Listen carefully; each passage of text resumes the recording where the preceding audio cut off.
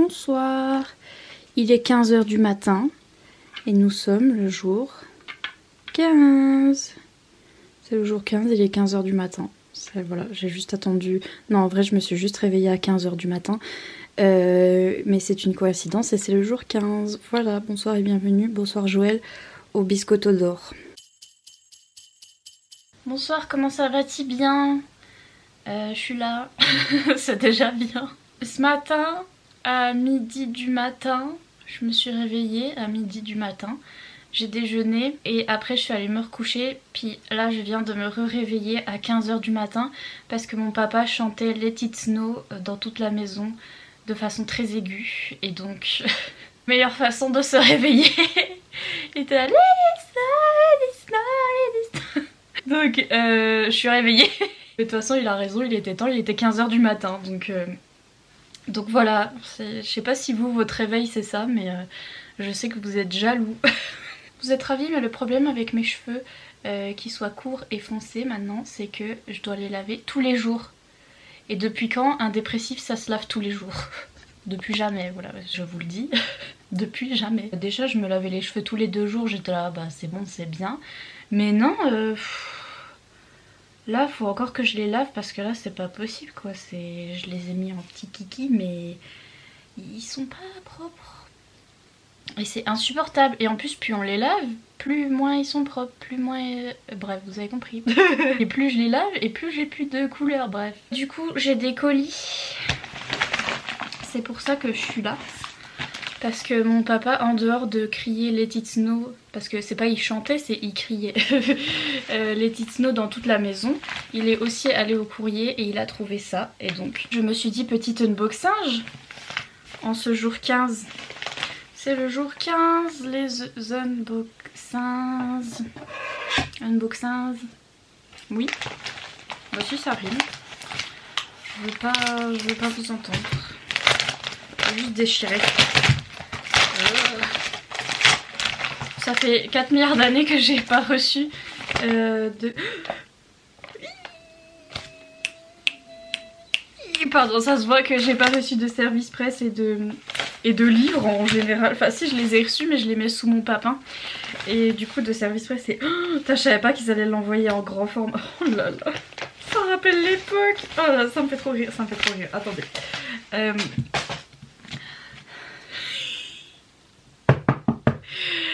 C'est pas les fouines, c'est moi là. C'est moi qui tape sur mon sur mon bureau. Je vous le dis parce que des fois c'est les fouines. Pardon, c'est le tome 19 de la confrérie de la Dague Noire. On pourrait croire que là, vu ma réaction, je suis complètement à jour dans cette saga et je voulais ce livre absolument, alors que absolument pas. Non mais je suis pas du tout à jour dans la saga et j'avais demandé ce tome parce que j'ai vraiment cru qu'il sortait en poche. Bah oui, en plus il y a écrit Milady. C'est vraiment collection Milady mais ils le sortent en gros, j'ai pas compris. J'ai pas compris parce que normalement c'est chez Brajlon. Enfin ils mettent un Brajlon quand ils le sortent en gros. Enfin dans le temps ils mettaient ça. Et les petits c'était chez Milady. Mais apparemment il y a un gros... Bref, c'est pas grave. Ça me rappelle tellement l'époque. Oh là là. La confrérie de la Dague Noire c'est l'une des premières sagas que j'ai lues ever. Parce que je suis passée vraiment de 0 à 100 très très vite. Je suis passée de Twilight à Chasseuse de la Nuit. De Janine Frost, donc la romance paranormale olé olé. Voilà, un truc de mormon, oui, Twilight et tout, où ils se marient avant de faire crac crac boum boum, à ça. Donc, et je lisais ça quand j'étais au collège, et oui, oui. C'est donc pour ça que je suis zinzin maintenant. Et je pouvais pas attendre la sortie. En plus ils faisaient toujours ça chez Milady, là chez Brajlon. Ils le sortaient en grand format comme ça, énorme. Et après ils le sortaient en petit format, normal. Je vais aller vous en chercher un. Pour vous montrer, je vais vous chercher le tome 1. Voilà, ça c'est le tome 1. Donc ça c'est le format normal et ça c'est ce qui sortent avant.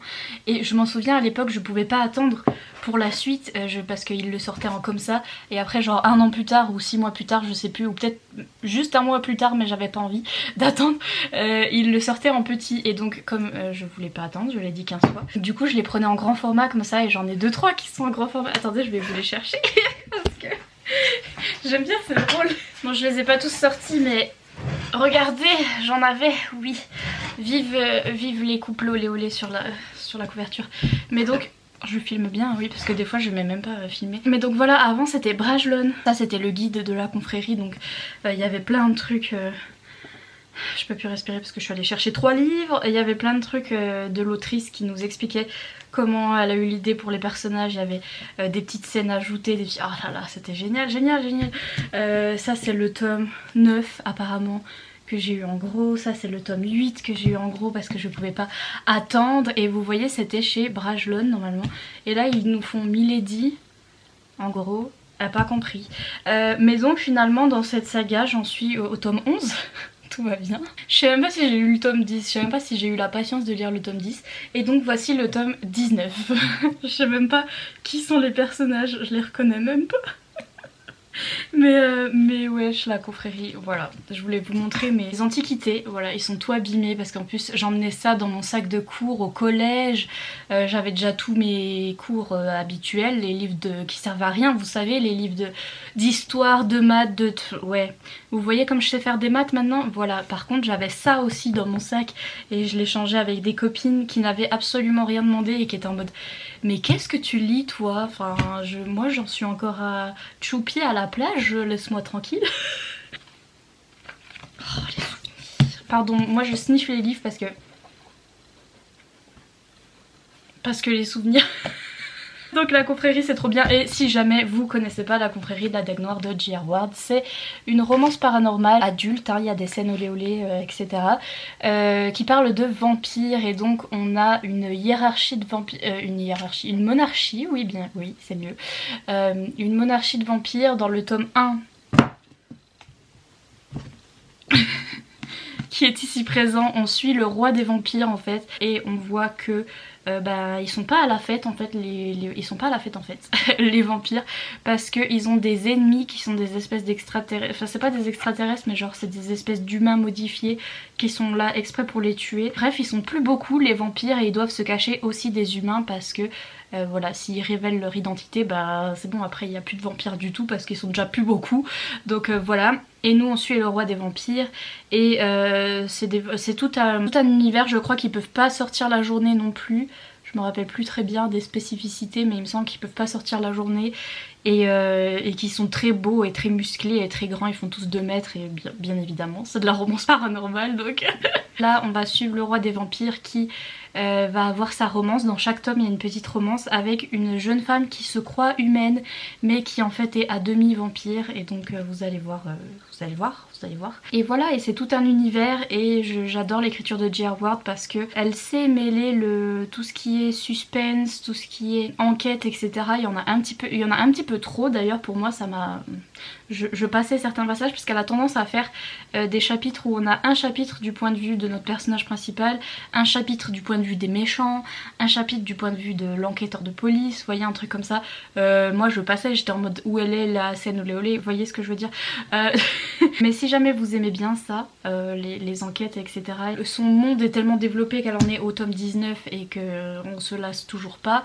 Et les romances sont hyper épiques et passionnées, et il y a plein de sujets hyper importants, notamment dans le tome 3 il me semble, qu'on parle de santé mentale, et enfin dans tout, à peu près dans tous les tomes, là dans ce tome là, le roi des vampires est en fait aveugle, voilà, il a perdu la vue, et donc du coup on parle de ça aussi.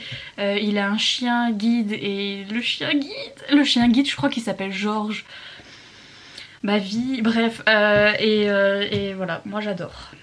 Et je trouve que c'est très très bien écrit, et je trouve que J.R. Ward, son cerveau là, ah là là, j'aime trop comme elle écrit ça, et je l'aime trop, et donc faut trop que je me rattrape parce que là, tome 19, j'en suis au 11.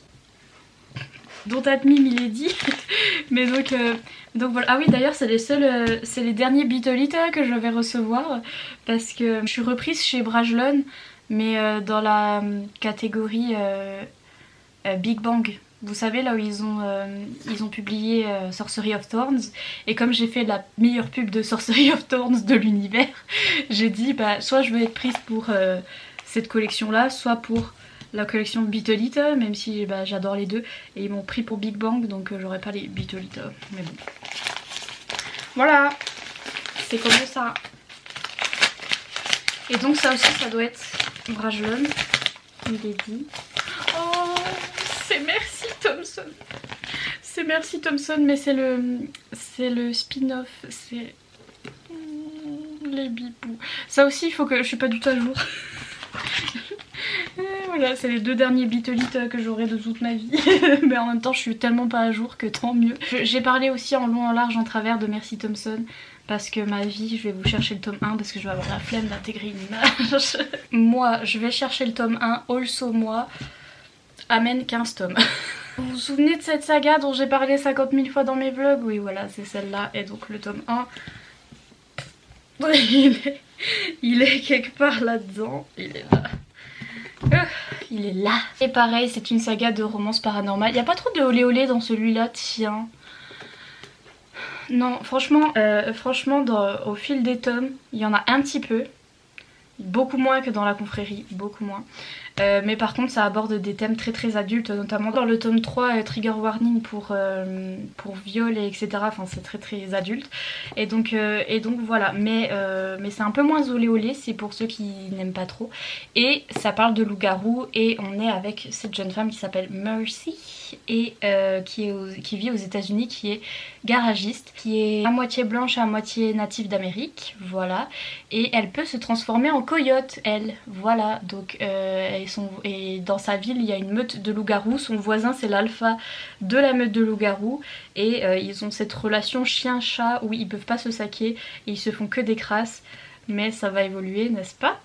Et dans chaque livre aussi il y a une petite enquête et rapport avec le monde de fantasy. On voit des elfes, des quoi encore? Je sais plus, il y a beaucoup de mythologie là-dedans, il y a de la mythologie allemande, il y a, je sais plus, mais il y a plein de créatures différentes. J'ai adoré cette saga, enfin voilà, ma vie tout entière. Je la relis chaque année et chaque année je m'arrête toujours au même tome et vraiment j'avancerai jamais. Et donc ça c'est la saga spin-off de Mercy Thompson. On rencontre les personnages de cette saga dans celle-ci, donc faut commencer par celle-ci. Et le tome 1 c'est celui-là. Voilà, là il y a le tome 1, 2, 3 je crois, c'est dans l'ordre. Puis d'ailleurs il y a un tome 0.5, à chaque fois il le montre pas, mais bon bref. C'est le tome 6 de Alpha et Oméga, du coup c'est la voix du passé. J'aime trop ces couvertures, elles sont trop belles. Et pareil, Patricia Briggs, son gros cerveau, franchement je l'aime trop. J'adore cette saga et je vais me spoiler. Ouais non, c'est toujours sur le même couple. Et en plus j'adore le personnage principal de celui-là. Quand on l'a rencontré dans Mercy Thompson, il était hyper énigmatique et tout, j'étais en mode donnez-moi un livre sur lui. Et Patricia Briggs elle a fait tiens une série sur lui, j'étais là bah oui. Ma vie ces sagas, c'est ma vie.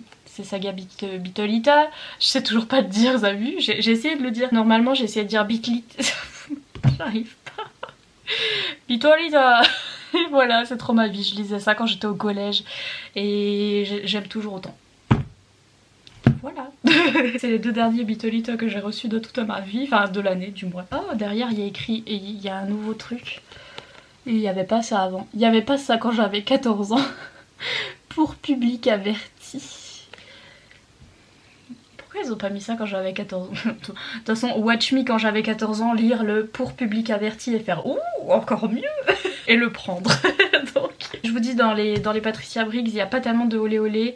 Il y en a un petit peu dans Mercy Thompson, mais bon, genre au niveau du tome 6, I mean, j'étais en mode j'en pouvais plus là, ce slow burn. Mais c'est plus les thématiques, je vous dis, qui sont plus adultes et etc. et un peu plus gore et voilà. Et là ça doit être pareil parce que ça m'étonnerait qu'il y ait beaucoup de olé olé là-dedans. Quoique.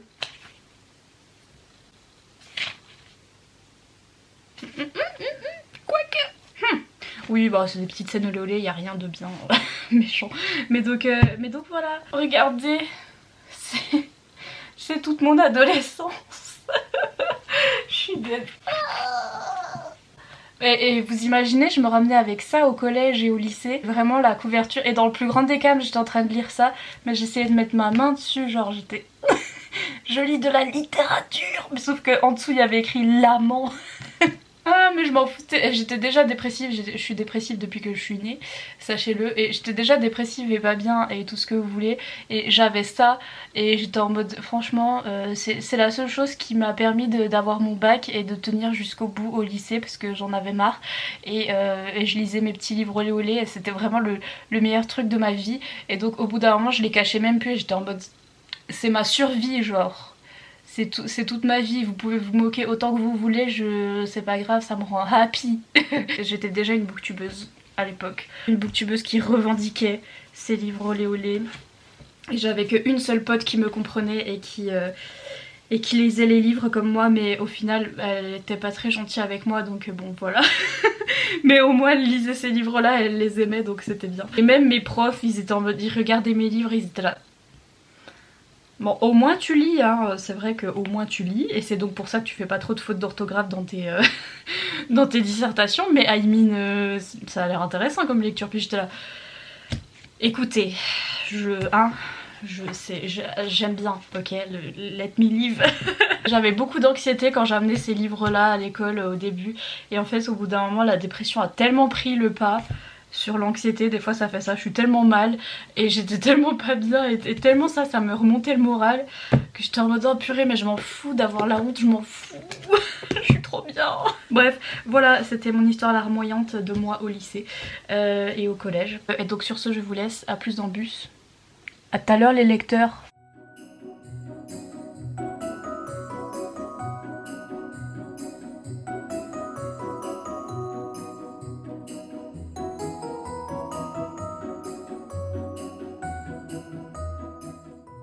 Allez.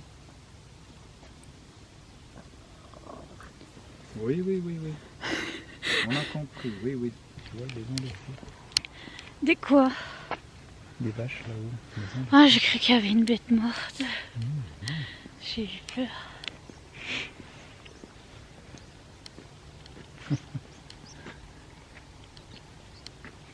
Alors déjà qu'avec la nouvelle couleur c'était pas l'autre, mais alors dans la grisaille du grisonné. Tu insinues que je suis un fantôme tout blanc? Non, ça a été les îles. Est-ce que tu insinues que je suis blanche like a fesse? Non, c'est la nuit des morts vivants. La nuit des morts vivants. À part ça, il m'aime bien. Hein. Sinon. Coquin. Cet oiseau qui s'envole en faisant un cri d'alerte. Il n'y a qu'un oiseau qui a eu peur. Non, il y a deux oiseaux qui ont eu peur. Franchement, ça va. Normalement, même les mouches, elles n'ont pas peur. Mais oui, il devient de plus en plus terrifiant. Il est terrifiant. Je vais vraiment rebrander ma chaîne. Et ce sera chaîne fitness. Parce que t'as vu tout le sport que je fais. Ouais, après tu vas te retourner et puis tu vas chanter Je marche seul. Il n'y aura personne pour te suivre sur ce truc. Pourquoi? Ah, sur ma chaîne. Tu penses que si je fais une chaîne fitness, personne va me suivre? Bah, que je vais marcher seule? Tes abonnés ils sont pas forcément fans de ça. Tu penses que mes abonnés ils sont pas fans de fitness? Tu te détrompe-toi. Soulever des livres c'est du fitness. Donc quand on porte des livres vraiment on fait du fitness. Donc ils ont dit Nina InShape, tu sais comme le youtubeur là Thibaut InShape. InShape c'est être comment on dit? Shape c'est la forme. Être en forme. Ah oui d'accord. InShape. Nina en forme. Ouais. Je suis déjà en forme, j'ai des formes. En forme de quoi on sait pas. En forme de quoi? En forme de nounours. Il y a des gens, faut attacher la C'est bête. ça le pire. Oh, il y a des gens, on rentre. Faut attacher la bête. Allez. On rentre. Adieu. Allez. Adieu. Voilà, les anxieux sociaux sont sortis. Maintenant, on rentre. Salut. Je fais du sport beaucoup là. Parce qu'on est suivi, alors on rentre à la maison vite. Parce qu'il y a des gens dehors. Alors vite on rentre à la maison, il manquerait plus qu'on ait à dire bonjour. manquerait plus qu'il faille être social bleu. Social bleu. On court vite là. Là je cours vite là. Je suis fatiguée là. Je suis fatiguée là. L'été Achille il court vite aussi. Gilles, on court vite. Au secours, va vite rentrer.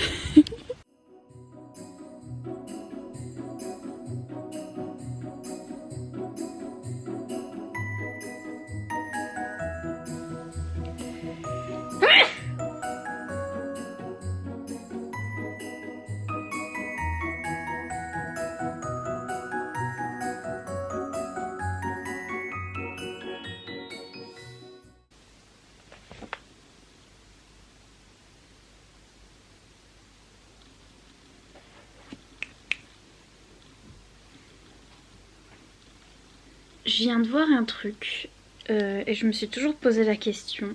Bah, apparemment ça se dit. Mais franchement, les cours de français à chaque fois que je lis, hein, on s'en passera, mais bon bref. La phrase de là, on est en train de parler de sexualité, etc. Et la phrase c'est: d'aussi loin que je me souvienne, ils n'ont jamais assumé qu'Elisa ou moi étions hétérosexuels. Et assumer, to assume en anglais, c'est, je viens de regarder la traduction, c'est présumer. C'est-à-dire prendre pour acquis, enfin présumer du coup, croire que. Et apparemment on peut dire assumer aussi en français, apparemment. Assumer, supposer aussi. Oui, apparemment en français ça s'utilise aussi, assumer quelque chose. Pour moi assumer c'est être responsable, tu assumes ce que t'as fait, mais apparemment ça peut aussi vouloir dire supposer ou présumer, mais en français aussi on peut dire assumer, je crois. Enfin apparemment, c'est ce que je viens de lire. Petit cours de français anglais gratuit, des bisous. Coucou. Je viens de lire ce manga ici présent, donc ça s'appelle Les saisons Nachan et moi de Sagan Sagan, et je viens de capter que c'était la mangaka qui a écrit Old Fashioned Cupcake, que j'ai lu récemment aussi. Je pense que je vais mettre 4 étoiles sur 5 parce qu'il y avait des trucs trop bien et il y avait des trucs un peu moins bien. Je m'attendais pas à ce que ce soit une histoire comme ça. Ça fait des reflets mes lunettes. C'est pas genre ils se rencontrent et vous voyez l'ordre chronologique et tout, c'est des petites histoires, c'est des petites tranches de vie en fait. Des toutes petites planches où vous avez un hashtag au-dessus avec le titre de la planche ou de la petite histoire, puis ça dure que une page ou deux et c'est tout des petites histoires, des petits moments en fait. Et donc on suit Natsuo et Shima et ils sont amis d'enfance en fait à la base, et puis en fait on voit que ça fait depuis 1 an qu'ils se sont avoués leurs sentiments réciproques et qu'ils sont ensemble. Et on les voit au lycée, ils ont 17 ans, on les voit l'un chez l'autre, voilà, on voit des petits moments de leur vie quand ils sont au resto, tout ça. Et vraiment c'est hyper mignon. Il y avait des planches qui étaient... j'étais à ça de pleurer. J'ai failli lâcher la larmichette. Ils ont un Shiba, alors je sais pas lequel des deux a le Shiba, là, le petit chien. Est-ce que vous le voyez? Oh, regardez comme il est beau! Bipou. Je sais pas si c'est Natsuo ou si c'est Shima qui a le Shiba, si c'est l'un de leurs parents, on sait pas trop. Mais de temps en temps il y a le petit chien et j'ai hurlé. Ouais, mais je m'attendais à ce que ce soit un truc très linéaire où ils se rencontrent ou bien où ils sont amoureux depuis longtemps et après ils s'avouent leurs sentiments, tout ça. Mais non, c'est vraiment des petites tranches de vie, des petites scénettes en fait, et des petits moments de leur vie qui étaient hyper sympas suivant les saisons. En fait, à chaque chapitre il y a une saison et moi j'aime bien tout ce qui est saisonnier, donc j'ai bien aimé, c'était mignon. Je suis toujours pas fan des dessins, c'est pareil que Old Fashioned Cupcake, mais je préfère. J'aimais moins ceux de Old Fashioned Cupcake, ceux-là je les trouve un peu plus minces. Regardez.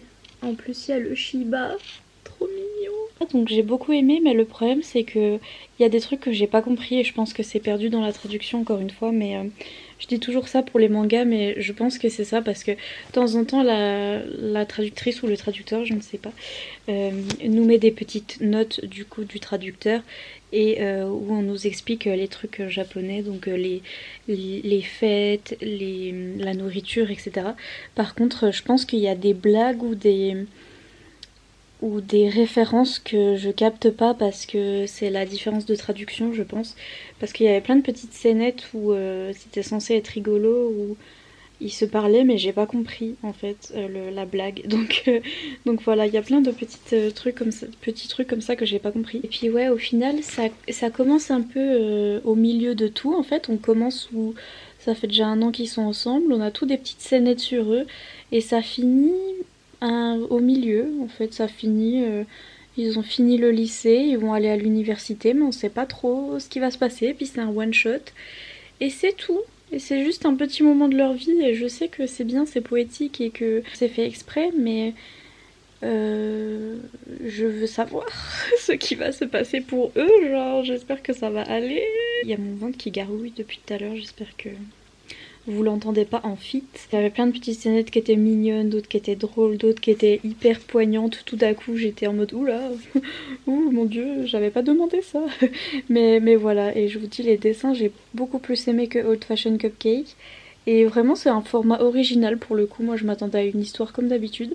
Et en fait c'est original, les petites scénettes où on a leurs petites aventures de temps en temps. Donc j'ai bien aimé, mais je vous dis, il y a quelques trucs que j'ai pas compris. Donc c'est pour ça que je mettrai 4 sur 5.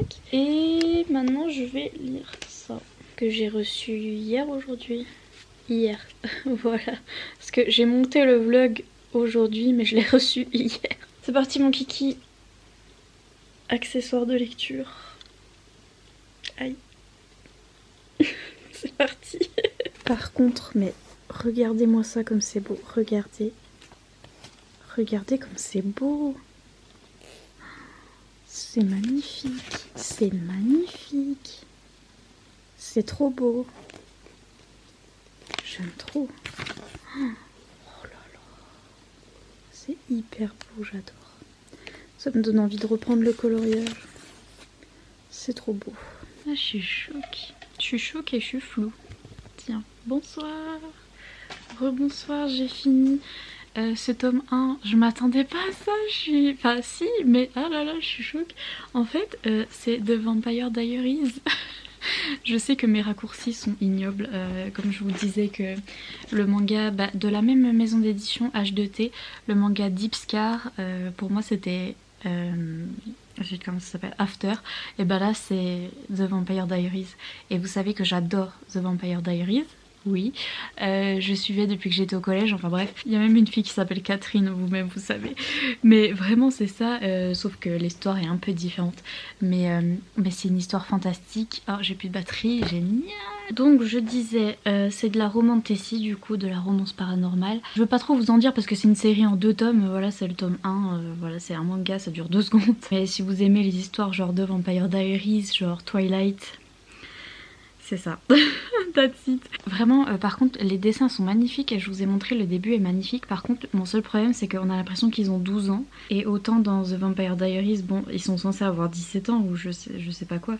Mais ils ont l'air vraiment très très jeunes.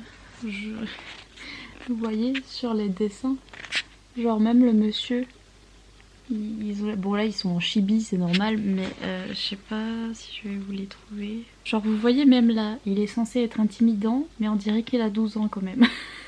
donc voilà, c'est mon petit problème, c'est que les dessins vraiment on dirait que ce sont des enfants, lui et elle, alors que je pense qu'ils ont... Ouais, 17-18 ans, un truc comme ça, je pense, l'âge de The Vampire Diaries à peu près. Oui, parce qu'elle est en dernière année de lycée et elle arrive pas sa dernière année de lycée, elle va plus en cours parce qu'elle est inquiète pour sa grand-mère qui est à l'hôpital. Et je relate trop à cette année de terminale horrible où on va plus au lycée. Voilà. Pareil, je vais mettre 4 étoiles sur 5 parce que vraiment c'est les tropes que j'aime trop, c'est les ficelles que j'aime trop. C'est vraiment de la romantasy de base de l'époque en fait, et qui je sais va plaire à plein de jeunes filles et qui moi m'a lancé dans la lecture, et en plus en manga c'est encore plus facile à lire, donc je trouve ça trop cool, et pour recommander pour un premier manga c'est hyper bien. Si vous avez pas d'idée de cadeau de Noël, si vous avez des jeunes dans votre famille, 17-18 ans ça le ferait, mais je pense que c'est plus pour les jeunes filles qui ont 14 ans et plus, parce que moi c'est ce que je lisais quand j'avais 14 ans en fait, c'est vraiment ambiance de Vampire Diaries, Twilight. Par contre je suis un peu trop vieille et du coup j'apprécie pas autant que si j'avais 14 ans, mais franchement j'aurais découvert ça à 14 ans avant de lire Twilight, parce que je voulais pas lire des livres, je trouvais que c'était trop long et tout, et les mangas ça m'intéressait déjà un petit peu parce que je me disais bon c'est un peu plus facile à lire, et j'aurais trouvé ça juste avant de trouver Twilight, j'aurais trop kiffé quoi, je me serais dit ah je vais lire parce que c'est trop bien. Et donc voilà, c'est trop cool pour les jeunes filles, les jeunes moi, les jeunes moi antérieurs, bref, vous avez compris. Les gens qui lisent pas encore et qui veulent se mettre au manga et qui adorent cette ambiance romantécie et tout. C'était trop cool. Pour commencer, les mangas de chez H2T, là, que ce soit celui-là ou Deep Scar, je trouve qu'ils sont très bien pour commencer. Voilà, puis pour des jeunes. D'ailleurs, j'ai dit des jeunes filles, mais ça peut être des jeunes garçons ou des jeunes personnes non binaires, bien sûr. Ça va pour tout le monde. C'était nostalgie. Nostalgie, vraiment on dirait de Vampire Diaries et Twilight et tous les trucs que je lisais à l'époque, bref. C'était Mims, voilà. Et par contre la couverture, magnifique ma chérie. Et en plus c'est en 2 tomes, franchement c'est hyper facile à lire. Donc oui, par contre oui, j'ai oublié de vous dire, il y avait une page en anglais. Voilà, donc il y a une page qui n'a pas été traduite parce qu'en fait l'autrice, la mangaka, est australienne, et donc du coup le manga était en anglais au départ, et ça se voit parce que je me disais ça c'est bizarre, les noms ils sont... Enfin en même temps les noms ils sont pas américains, enfin ni américains ni australiens, ils sont français. Est-ce qu'ils ont traduit les noms? Parce que le mec s'appelle Vincent, elle s'appelle Iris, il y a une fille qui s'appelle Amélie. Et vraiment c'est des noms très très français. Du coup j'ai pas trop compris. On est censé être au Japon. Du coup j'ai pas tout compris. Et bref il y a une page qui a pas été traduite et qui est en anglais. Où est-ce qu'elle est? Elle est où? Ah bah elle est là. Vous voyez? Voilà. C'est écrit en anglais. Et vous savez quoi? Je m'en suis même pas rendu compte. Genre j'ai continué à lire comme ça. Et je suis tellement bilingue que j'étais en mode je lisais en anglais et après j'étais attends attends je suis pas en train de lire en anglais là. donc oui bon, moi je m'en fous parce que j'ai compris, mais il y a eu une petite erreur là, je pense. C'est peut-être que sur mon service presse, après je sais pas, mais il y a juste une page qui a pas été traduite. Du coup 2 petits mangas à 4 étoiles, et j'essaye de rattraper mon challenge Goodreads parce que attendez, je vais regarder avec vous. Oh, j'ai des nouveaux Patreon. Attendez, je vais dire merci. J'aurai l'appli Patreon. 4 ans plus tard. Allô?